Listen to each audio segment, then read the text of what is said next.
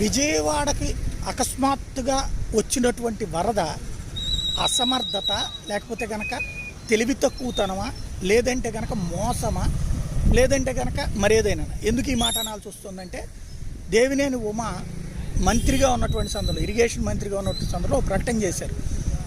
ఏదైతే పట్టిసీమ తీసుకొచ్చిన తర్వాత బుడమేరుకి ఈ ప్రాబ్లం లేకుండా బుడమేరు రెగ్యులేటర్ని క్లోజ్ చేసేసాం, దాంతో వాటర్ అన్నటువంటి ప్రాబ్లం లేదు, ఇక్కడి నుంచి ఇకపైన సింగనగర్ మునగదు అన్నటువంటిది ఆయన 2014 తర్వాత చేసినటువంటి ప్రకటన. అప్పటి నుంచి మునక్కపోయేటప్పటికి అందరూ కూడా అట్లాగే అనుకున్నారు. తీరా చూస్తే ఇప్పుడు ప్రస్తుతం మనం చూస్తున్నటువంటిది ఇది సింగనగర్ కాదు, శాంతం అసలు రింగ్ రోడ్డు కూడా మునిగిపోయినటువంటి పరిస్థితి. క్రమంగా చూస్తూ ఉంటే కనుక మునుగుదల అన్నటువంటిది గతంలో ఎన్నడూ లేనంతగా మునిగింది.